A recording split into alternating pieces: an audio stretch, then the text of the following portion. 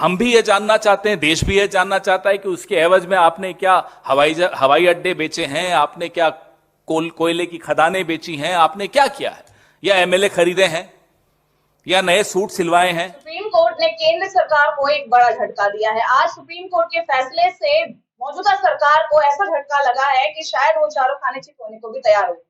आने वाले चुनाव में अब ज्यादा समय शेष नहीं बचा और ऐसे में सुप्रीम कोर्ट का इतना बड़ा फैसला लेना केंद्र सरकार के पैरों के नीचे से जमीन खिसकने की जैसी है। आपको बता दें कि सुप्रीम कोर्ट ने अब केंद्र सरकार पर अंकुश लगाना शुरू कर दिया है। पार्टी चुनाव के दौरान कई लोगों से चंदा इकट्ठा करती है, कई कंपनियों से चंदा इकट्ठा करती है, कई पूंजीपति वर्गों से चंदा इकट्ठा करती है, जिसको लेकर के अब सुप्रीम कोर्ट ने एक बड़ा फैसला लिया है। इलेक्टोरल बॉन्ड स्कीम, आपको बता दें कि इलेक्टोरल बॉन्ड स्कीम यानी कि चुनावी बॉन्ड योजना, जिसके तहत कोई भी पार्टी किसी भी पूंजीपति वर्ग से, किसी भी कंपनी से चंदा इकट्ठा कर सकती है आने वाले चुनाव होने वाले प्रचार के लिए, आने वाले चुनाव के लिए, आने वाले चुनावों के खर्चे के लिए। तो 95% इलेक्टोरल बॉन्ड्स का पैसा एक पार्टी यानी कि भारतीय जनता पार्टी को मिला। हम भी ये जानना चाहते हैं, देश भी ये जानना चाहता है कि उसके एवज में आपने क्या हवाई अड्डे बेचे हैं, आपने क्या कोयले की खदानें बेची हैं, आपने क्या किया है, या एमएलए खरीदे हैं, या नए सूट सिलवाए हैं। ये जानने का हक हम सबको है। या नए हवाई जहाज खरीदे हैं, हमें नहीं मालूम आपने क्या खरीदा। 95% यानी कि 5,200 करोड़ रुपए भारतीय जनता पार्टी के अकेले के खाते में इलेक्टोरल बॉन्ड से आया है। हम माननीय सर्वोच्च न्यायालय के इस आदेश का खुले दिल से स्वागत करते हैं और हम ये मांग दोहराते हैं कि SBI, state bank of India, उस तमाम जानकारी को सार्वजनिक पटल पर रखे जिससे कि जनता को यह मालूम पड़े किसने कितना पैसा किसको दिया। तो इस बात की जानकारी अभी तक जनता को नहीं होती थी कि आखिर कौन सी पार्टी किस पूंजीपति वर्ग से और किस कंपनी से कितना कर्जा ले रही है, कितना चंदा ले रही है और किस तरीके से उसका इस्तेमाल और कहां पर किया जा रहा है। तो अब इसी को लेकर के सुप्रीम कोर्ट ने यह बड़ा फैसला लिया है। हालांकि इस फैसले पर सुनवाई बीते साल से ही चल रही थी, लेकिन अभी तक इसका फैसला आया नहीं था। बीते साल नवंबर में इस बात पर फैसला हुआ था। सुप्रीम कोर्ट ने इस फैसले को सुरक्षित रख लिया था और उसके बाद अब जाकर के आज के दिन 15 फरवरी को सुप्रीम कोर्ट ने अपना पूरा फैसला सुनाया है। सुप्रीम कोर्ट ने अपने फैसले में कहा कि अनुच्छेद 19A(1) का ये उल्लंघन है, यानी कि सूचना के अधिकार का ये उल्लंघन करता है। आरटीआई के तहत अगर देखा जाए तो अगर सरकार जनता को ये जानकारी नहीं देती है या सरकार सुप्रीम कोर्ट को और चुनाव आयोग को ये जानकारी नहीं दे रही है कि उनसे किस पार्टी से, किस इंसान से, किस पूंजीपति वर्ग से, किस कंपनी से कितना कर चंदा लिया है और उसका इस्तेमाल कहां पर किया है, तो ये सूचना का अधिकार का उल्लंघन है। तो अब जनता को भी ये जानने का पूरा हक है कि आखिर कौन सी पार्टी किससे कितना चंदा इकट्ठा कर रही है और उसका इस्तेमाल चुनाव के दौरान कहां पर कर रही है। इतना ही नहीं, आपको बता दें कि निर्वाचन आयोग को सुप्रीम कोर्ट ने सीधे सीधे कह दिया है कि अब उन्हें एसबीआई से सारा डाटा निकाल करके अपने आधिकारिक वेबसाइट पर डालना होगा कि आखिर उन्होंने किस पार्टी को कितना चंदा दिया है और किस पार्टी ने किस कंपनी और पूंजीपति वर्ग से कितना कितना चंदा इकट्ठा किया है, उनका इस्तेमाल कहां पर किया है। पूरी तरीके से अब ये मामला स्पष्ट होते हुए नजर आ रहा है। इस पर कई तरीके के बयान सामने आ रहे हैं और जहां तक देखा जाए, अगर सुप्रीम कोर्ट की बात करें, सुप्रीम कोर्ट के वकीलों की बात करें, तो उनका यही कहना है कि ये बहुत अच्छा हुआ है, ऐसा पहले ही हो जाना चाहिए था।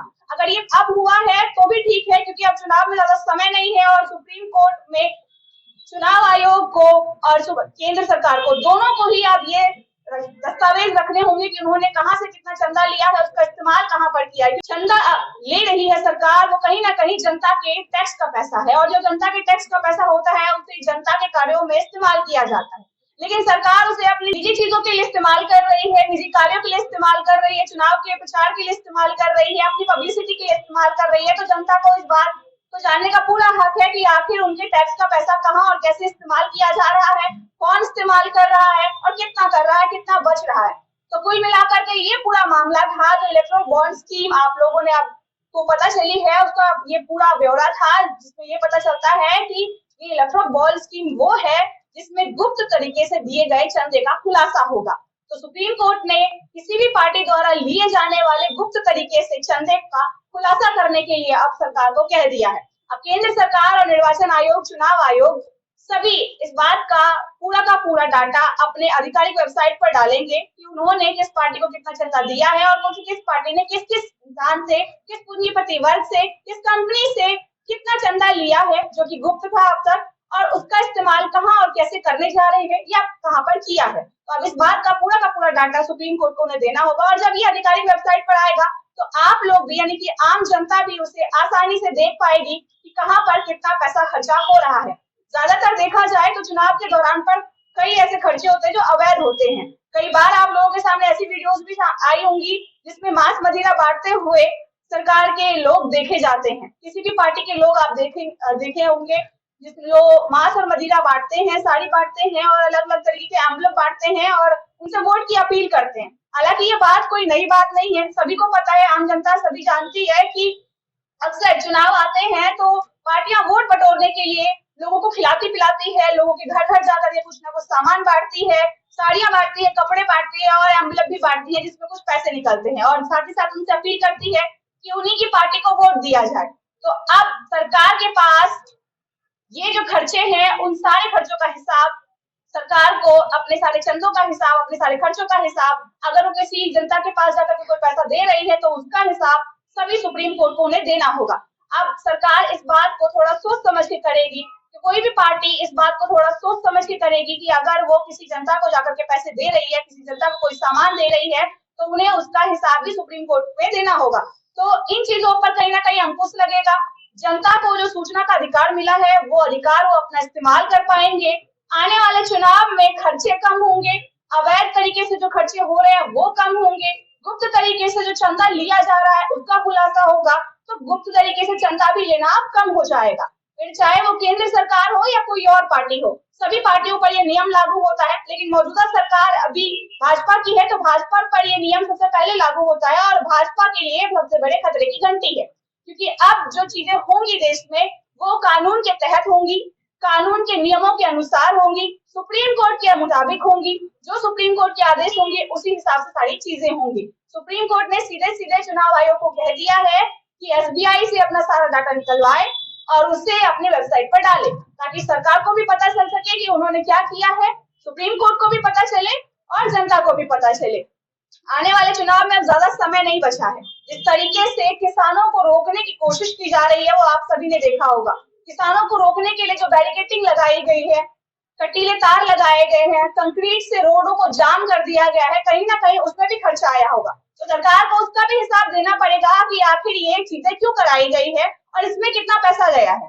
तो ये सारे जो पैसे हैं वो जनता के टैक्स के हैं जिन्हें गलत तरीके से गलत चीजों के लिए इस्तेमाल किया जा रहा है। किसानों की जो मांगे हैं उसे भी पूरी करनी पड़ेंगी। शायद आने वाले चुनाव से पहले कुछ ऐसा हो जाएगा देश में जो आप लोगों ने सोचा भी नहीं होगा। किसान पूरी तरीके से इस वक्त बॉर्डर को घेर कर खड़े हैं और किसी भी वक्त वो दिल्ली में प्रवेश कर सकते हैं, जिनको रोकने के लिए लगातार केंद्र सरकार अपना बाहुबल इस्तेमाल कर रही है। लेकिन क्या सरकार किसानों को रोक पाएगी? क्या आने वाले चुनाव से पहले सुप्रीम कोर्ट का ये बड़ा फैसला भाजपा को एक बड़ा झटका दे पाएगा? क्या भाजपा अपने पैसों का हिसाब, अपने खर्चों का हिसाब, अपने चंदों का हिसाब सुप्रीम कोर्ट को सही तरीके से दे पाएगी? क्या आने वाले चुनाव में किसानों का प्रोटेस्ट भाजपा पर भारी पड़ेगा? राहुल गांधी की यात्रा को लेकर के जो बातें चल रही है, जो तस्वीरें सामने आ रही है, क्या राहुल गांधी की यात्रा, राहुल गांधी की एमएसपी की मांग को पूरी करने की गारंटी लेना आने वाले चुनाव में भारी पड़ेगा? अब गठबंधन और भाजपा ये दोनों ही एक दूसरे को लगातार टक्कर दे रहे हैं और आने वाले चुनाव में दोनों में से कोई भी पार्टी जीते, लेकिन लोग यही चाहते हैं, आम जनता यही चाहती है, किसान यही चाहते हैं कि वो उनके लिए काम करे, किसानों की जो मांगे हैं वो पूरी करे, खास तौर पर एमएसपी की जो मांग है वो पूरी करे। जिस तरीके से इस वक्त किसानों के साथ चीजें हो रही है वो कोई भी किसान नहीं चाहता कि आने वाली सरकार उनके साथ करे। शायद ये भी वजह है कि चुनाव से ठीक 2 महीने पहले किसान दिल्ली कूच करने को तैयार है और आज के इस फैसले ने भाजपा को पूरी तरह से हिलाकर रख दिया है। सुप्रीम कोर्ट भी अब कहीं ना कहीं किसानों के समर्थन में और भाजपा के खिलाफ नजर आ रहा है। खैर आने वाले चुनाव में ज्यादा समय नहीं है, देखते कि आखिर क्या होता है। आपको लगातार अपडेट करते रहेंगे, बने रहें एनसीआर समाचार पर।